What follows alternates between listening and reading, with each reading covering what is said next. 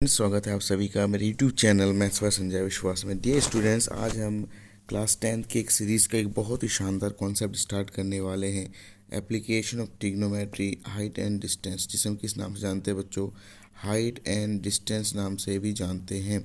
तो इस चैप्टर को बच्चों हम स्टार्ट करने वाले हैं और बहुत ही शानदार तरीके से हम स्टार्ट करने वाले हैं।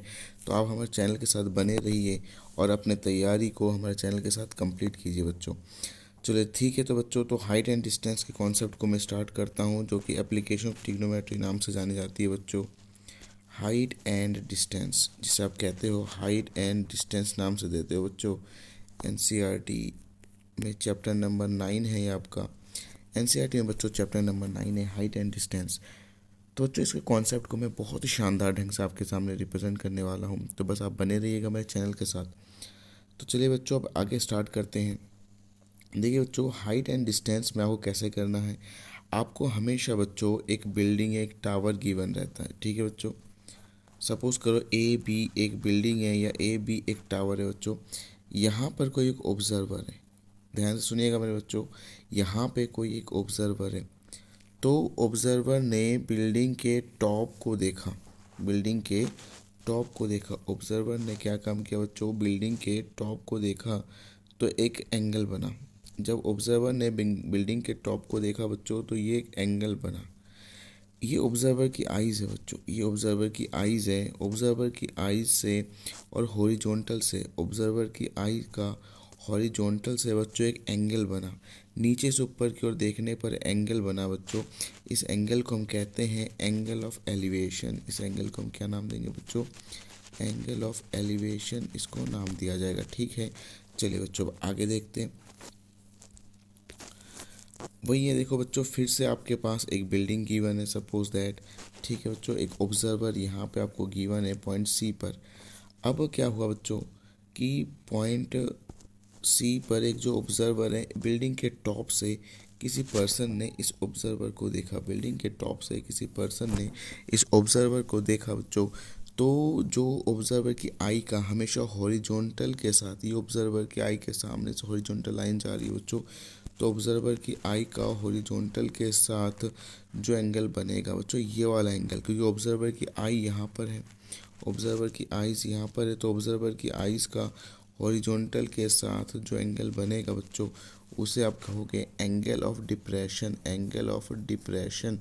तो मैंने आपसे क्या कहा बच्चों कि ऊपर से जब नीचे की ओर देखा गया बच्चों, तो ये वाला जो एंगल बना, ऊपर से नीचे की ओर देखे जाने पर ये वाला जो एंगल बनता है बच्चों, इसे नाम दिया जाता है एंगल ऑफ डिप्रेशन।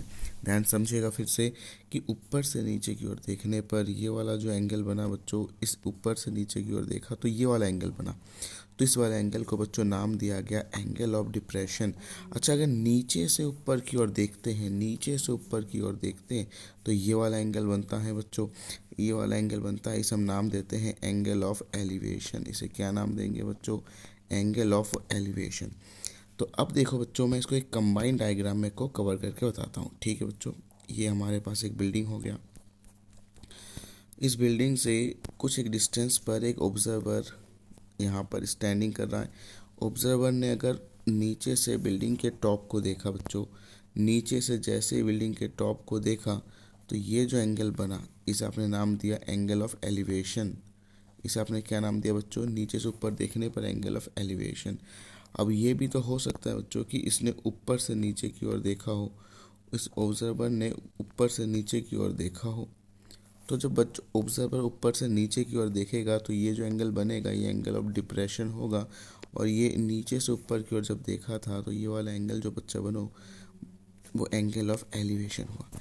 अब मैंने आपसे पूछा बच्चों कि क्या ये वाला एंगल और ये वाला एंगल सेम है कि नहीं है? आपने कहा सर बिल्कुल सेम है, ये एंगल और ये एंगल सेम है। क्यों? अल्टरनेट एंगल है। ये दोनों एंगल कैसे है बच्चों? अल्टरनेट एंगल है। तो हम कह सकते हैं कि हाइट एंड डिस्टेंस के क्वेश्चन को सॉल्व करते टाइम जो एंगल ऑफ एलिवेशन होगा, वही एंगल ऑफ डिप्रेशन होगा, यानी दोनों को हम सेम मान सकते हैं। तो हमारे क्वेश्चन में जब एंगल ऑफ डिप्रेशन का यूज़ हो रहा होगा बच्चों, एंगल ऑफ डिप्रेशन को हम किस में कवर कर सकते हैं? एंगल ऑफ एलिवेशन में कवर कर सकते हैं। उम्मीद करता हूँ आप यहाँ तक समझ पाए कि नीचे से ऊपर की ओर देखने पर एंगल ऑफ एलिवेशन बनता है और ऊपर से नीचे की ओर देखने पर एंगल ऑफ डिप्रेशन बनता है। तो चलिए बच्चों, अब मैं आपको बता दूं कि इनके जो क्वेश्चंस होंगे, हाइट एंड डिस्टेंस के जो क्वेश्चंस होंगे हमारे पास, हम इनको कैसे सॉल्व करेंगे। देखिए बच्चों, हम मेनली दो टाइप्स के क्वेश्चंस को सॉल्व करेंगे। एक तो एक ट्रायंगल बेस्ड क्वेश्चन, एक ट्रायंगल बेस्ड क्वेश्चन और एक टू ट्रायंगल बेस्ड क्वेश्चंस। ध्यान से सुनिएगा बच्चों, ताकि आप लोगों को बिल्कुल भी तैयारी करने में, प्रिपरेशन करने में कोई भी दिक्कत नहीं आएगी और टर्म टू बोर्ड एग्जामिनेशन बहुत अच्छा स्कोर करेंगे। मैंने आपसे क्या कहा बच्चों कि जो पेपर में क्वेश्चन सॉल्व करने का तरीका रख रहे हैं, हाइट एंड डिस्टेंस में एक तो सिंगल ट्रायंगल बेस्ड क्वेश्चंस करेंगे और उसके बाद दो ट्रायंगल बेस्ड क्वेश्चंस करेंगे हम, ठीक है। तो सिंगल ट्रायंगल बेस्ड क्वेश्चंस और दो triangle based questions, two types के क्वेश्चंस होंगे हमारे पास जिनको हम सॉल्व करेंगे। तो सबसे पहले बच्चों, हम जो स्टार्ट करने जा रहे हैं, single triangle based question start करने जा रहे हैं। तो चलिए स्टार्ट करते हैं। सुनिए बच्चों, क्या कहा गया। क्वेश्चन नंबर फर्स्ट अगर मैं लेता हूँ आपके सामने, अच्छा, हम आपको पहले टॉपिक समझाएंगे बच्चों। टॉपिक समझने के बाद हम फिर बुक के क्वेश्चंस करेंगे। और यकीन मानिए, अगर आपने टॉपिक को अच्छे ढंग से समझ लिया तो आपको बुक को क्वेश्चन करने में, एक भी क्वेश्चन में कोई दिक्कत नहीं आएगी। तो देखिए बच्चों, पहला स्टेटमेंट है कि एक टावर है, एक हॉरिजॉन्टल प्लेन पर एक टावर है। हॉरिजॉन्टल प्लेन पर बच्चों एक टावर है। टावर से 10 मीटर के डिस्टेंस पर, टावर से 10 मीटर के डिस्टेंस पर एक ऑब्जर्वर है। इसने क्या किया, नीचे से टावर के टॉप को देखा बच्चों, तो एंगल ऑफ एलिवेशन 60 डिग्री का आया। एंगल ऑफ एलिवेशन कितने डिग्री का आया, 60 डिग्री का आया। तो आपसे पूछा गया, then find the height of the tower. आपसे क्या पूछा गया बच्चों, find the height of the tower. अच्छा देखिए, इसमें कितने ट्रायंगल बने, आप कहेंगे सर एक ट्रायंगल बना। तो मैंने आपसे यही तो कहा कि अब हम जो सबसे पहले क्वेश्चन करने वाले बच्चों, एक ट्रायंगल पर बेस्ड क्वेश्चन हम सॉल्व करने वाले हैं, ठीक है। तो चलिए बच्चों, इस क्वेश्चन को हम सॉल्व करना स्टार्ट करते हैं। देखिए सुनिए, जो सबसे पहले अपने ट्रायंगल ए, ये बी और ये सी, ट्रायंगल ए बी सी में बच्चों आपको क्या कैलकुलेट करना है। आपने कहा सर हमें ट्रायंगल ए बी सी में height of the tower calculate करनी है। तो इन ट्रायंगल आप कैसे लिखेंगे बच्चों, सुनते रहिएगा। इन ट्रायंगल ए बी सी, बड़े ध्यान से समझिएगा। In triangle A B C, in triangle A B C आपको क्या कैलकुलेट करना है, एच। अच्छा, आपको एच कैलकुलेट करना है। आपको गिवन क्या है बच्चों, 10, तो एच अपॉन 10 कर दिया। अच्छा, मैंने आपसे कहा बच्चों इस ट्रायंगल ए बी सी में एच क्या है। आप सही बच्चे जानते हैं, किसी भी ट्रायंगल में जो 90 के सामने होता है वो हाइपोटेनस होता है। जिस किसी एंगल की बात करूँ वो परपेंडिकुलर होता है बच्चों, और बचा हुआ क्या होता है, बेस। तो मैं एंगल 60 की बात कर रहा हूँ, तो 60 के सामने जो होगा वो परपेंडिकुलर होगा। तो एच 60 के सामने क्या, एच यानी एच क्या होगा बच्चों, परपेंडिकुलर। और नीचे वाला क्या होगा, बेस, क्योंकि 90 के सामने वाला तो हाइपोटेनस होता है। यानी कि आपका ट्रायंगल में बेस अपॉन परपेंडिकुलर यूज हो चुका है बच्चों। और बेस अपॉन परपेंडिकुलर क्या होता है, आप कहेंगे सर बेस अपॉन परपेंडिकुलर तो टेन थीटा होता है। चलिए ठीक है, थीटा के प्लेस पर बच्चों क्या आ गया, 60। थीटा के प्लेस पर क्या आ गया, 60 आ गया बच्चों। चलिए अब आगे सॉल्व करते हैं। जब थीटा के प्लेस पर 60 आ गया तो h upon 10 is equal to 10। 60 की वैल्यू कितनी होती है बच्चों, √3। तो बताइए यहाँ से एच की वैल्यू कितनी है बच्चों, 10√3 मीटर।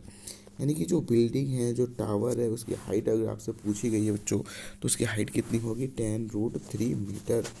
बिल्कुल बेसिक क्वेश्चन हमने स्टार्ट किया और उम्मीद करता हूँ कि आप सही बच्चे समझ पा रहे होंगे। चलिए बच्चों, अब नेक्स्ट क्वेश्चन में प्रोसीड करते हैं। बिल्कुल सेम क्वेश्चन। एक बिल्डिंग है, a plane building is standing on a horizontal plane. एक ऑब्जर्वर है बच्चों। ऑब्जर्वर ने बिल्डिंग के टॉप को देखा तो एंगल ऑफ एलिवेशन 30 डिग्री का बना। और ऑब्जर्वर जो है बिल्डिंग से यहाँ से 15 मीटर के डिस्टेंस पर है। कितने मीटर के डिस्टेंस पर है बच्चों, 15 मीटर के डिस्टेंस पर है। तो आपसे वही है बच्चों कि फिर से क्या पूछा गया, हाइट ऑफ द टावर आपसे पूछ लिया गया। हाइट ऑफ द टावर आपसे पूछ लिया गया। तो वही आपको सेम प्रोसीजर अप्लाई करना है बच्चों। कौन सा ट्रायंगल में अप्लाई करना है, कितने ट्रायंगल बने, एक ट्रायंगल।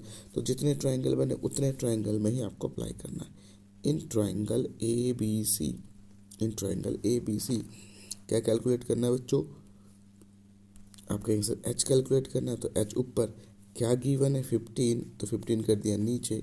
मैंने आपसे पूछा बच्चों एच क्या है, आपने कहा सर परपेंडिकुलर है। एच क्या है बच्चों, परपेंडिकुलर। मैंने आपसे कहा 15 क्या है इस ट्रायंगल में, आपने कहा सर बेस। अच्छा, परपेंडिकुलर अपॉन बेस क्या होता है, टेन थीटा। तो उसके according perpendicular upon base 10 theta. और थीटा के प्लेस पर क्या है बच्चों, 30 डिग्री। थीटा के प्लेस पर क्या है बच्चों, 30 डिग्री, अगर थीटा के प्लेस पर 30 डिग्री आ गया। अब आगे सॉल्व कर लेते हैं। h/15 is equal to 1030। 1030 कितना होता है बच्चों? 1/√3। 1030 की वैल्यू 1/√3। अब इसको आगे सॉल्व करना है हमें, तो cross multiply h√3 is equal to 15, और रादर बल्कि आप इसे ऐसे ही रखिए, h इज इक्वल टू 15/√3। 15 देखिए 15 का बच्चों क्रॉस मल्टीप्लाई हो गया, तो आप इसको ऐसे ही रखिए, तो h इज इक्वल टू 15√3। अच्छा, आप एक चीज़ जानते हैं, 9th क्लास में आप सही बच्चे पढ़ के आए हैं, जब भी रूट नीचे आता है हमेशा रेशनलाइज होता है। क्या आप मुझे बताएं बच्चों, हमेशा रेशनलाइज होता है कि नहीं होता? आपने कहा सर बिल्कुल होता है। तो चलिए अब रेशनलाइज करते हैं और हमारे क्वेश्चन का आंसर आ जाएगा। h is equal to 15√3। और आप मुझे बताएं बच्चों, √3 और √3 का मल्टीप्लाई में करूँगा सिर्फ 3 आएगा। √3 और √3 का मल्टीप्लाई करूँगा सिर्फ क्या आएगा बच्चों? सिर्फ 3 आ रहा है। 3 से 15 5 टाइम कैंसिल, तो आपका आंसर जो आएगा बच्चों, h is equal to 5/√3 metre. h is equal to क्या आ गया बच्चों? 5/√3 मीटर। और ये आपके क्वेश्चन का आंसर आ गया। उम्मीद करता हूँ बच्चों आप समझ पा रहे होंगे। चलिए बच्चों नेक्स्ट क्वेश्चन की ओर प्रोसीड करते हैं। हमारा नेक्स्ट क्वेश्चन है, बिल्कुल हम सेम टाइप के क्वेश्चंस को बच्चों डील करेंगे, डिस्कस करेंगे, कोई दिक्कत आप लोगों को नहीं आने वाली। बिल्कुल भी मत घबराएं, हमारे चैनल से जुड़े रहे और अपनी तैयारी को, अपनी प्रिपरेशन को रुकने ना दें। देखिए बच्चों, वही है कि आपके पास एक बिल्डिंग की हाइट इस बार आपको गिवन है बच्चों। इस बार आपकी बिल्डिंग की हाइट गिवन है 30 मीटर। इस बार आपकी बिल्डिंग की हाइट कितनी गिवन है बच्चों? 30 मीटर। ठीक है बच्चों, और यहाँ पे जो आपका शेडो ऑफ अ टावर। अच्छा, एक चीज़ सुने बच्चों, अगर ये बिल्डिंग है, अगर ये क्या है, बिल्डिंग है, तो बिल्डिंग की शेडो हमेशा हॉरिजॉन्टल में होती है बच्चों, ध्यान रखिएगा। अगर ये बिल्डिंग है तो बिल्डिंग की शेडो हमेशा कैसे होती है? हॉरिजॉन्टल में होती है। तो ये जो है बच्चों, ये हमेशा क्या होती है? शेडो होती है। ये हमेशा क्या होती है बच्चों? शेडो, जो कि हॉरिजॉन्टल लाई करती है। चलिए ठीक है, अब सुनिए बच्चों, क्वेश्चन में क्या क्या आ गया। क्वेश्चन में कहा गया कि एक बिल्डिंग है जिसकी की हाइट कितनी है? 30 मीटर, और उसकी शेडो कितनी है? 30 मीटर। तो आपको बताना है एंगल ऑफ एलिवेशन थीटा, आपको कैलकुलेट करना है। एक चीज़ मैं आपको बता दूं बच्चों, आपसे पेपर में कुछ भी पूछा जाए, आपसे क्वेश्चन में कुछ भी पूछा जाए, आप कभी भी अपने क्वेश्चन को सॉल्व करने के तरीके में, कोई मेथड में कोई चेंजेस मत करना। जो मैंने मेथड आपसे डिस्कस किया बच्चों, इस मेथड से आप क्वेश्चन करना, आपके हर एक क्वेश्चन का आंसर आएगा। 100% आपके हर एक क्वेश्चन का आंसर आएगा। चलिए चेक करते हैं।